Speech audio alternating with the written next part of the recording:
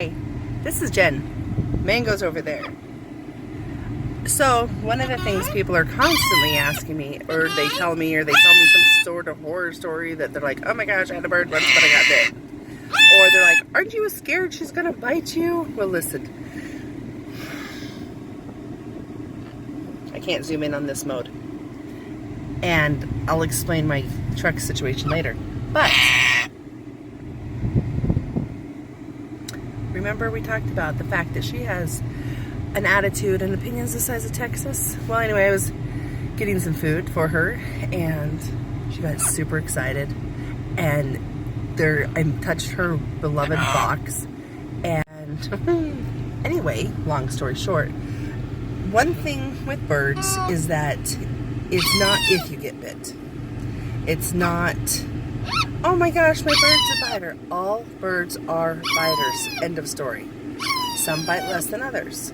Usually, the human did something wrong to deserve the bite. In my case, I messed with the box and I had her too excited for her food. And she'd gotten all riled up because we'd been doing videos and having fun and playing and whatnot. And so I didn't pull her away from her cage because she gets cage aggressive. Most parrots do. And by her cage, I meant her car seat. This is her car seat. We'll go into that later. Anyway, yeah, you like your car seat? I might flip this around after this video and talk to you about her car seat. Yeah, would you like to do that? You want to come over in the video, don't you? Yeah, I know. No! So anyway, my point is, all parrots are biters, and I got bit, and it bled like crazy. And so I'll show you what this is like, not to gross anybody out. So this is just a little bite here. Where to go? Right there. You can see the imprint of her mouth on the top and the bottom of her beak. Usually the bottom, which is the one that's not bleeding, is usually the worst bite. But this time she punctured me really pretty good with her top beak, and you can see it was quite the bleeder. I had blood completely running down my arm. Bandaging yourself up alone on the road is not always the easiest task either. But it really hurts today. Anyway, it's fine.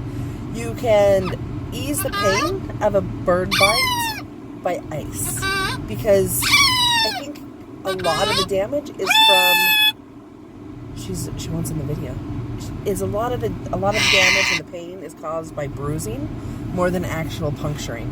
So it's just one thing I've noticed is that ice is tremendously helpful, and hopefully, I just realized the air was blowing on the microphone, and I hope this still works. Anyway, that's it for today. Just remember that it's not if you get bit, it's when and how hard and what you did wrong. Couple little things. Do you see these scars right here? Totally from her. She's swung from my nose. She's bit my lip.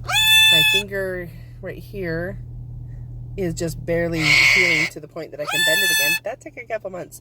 That was a bone bruise. Well, and a bleed. It bled and then she locked onto the bone and bruised it pretty good. It really, really hurt. I went through an entire box of tissues trying to stop the bleeding on that one. Anyway, but usually I've done something wrong. Usually the times that I get bit the worst are when we are playing, when one of us have been distracted. It takes an instant for one or both of us to get distracted, and then she gets you, and then she feels bad, and she's usually like, I'm sorry. I haven't picked her up since she bit me, so that could be one of the reasons that she's going crazy. Do you want to come here? Come here. You want to give me a kiss? Are you sorry? Yeah. I'm okay. It just hurts. It just hurts. It's okay, though. Now she's happy that she got to apologize. She's a good girl. I'm very grateful for her. Even when she bites me, you don't give up on your parrots. It's a lifetime commitment. If you're not willing to commit to a toddler for the next 100 years that bites, don't get a parrot. If you are, get a parrot. It's pretty fun. But, roses and thorns, they grow together too.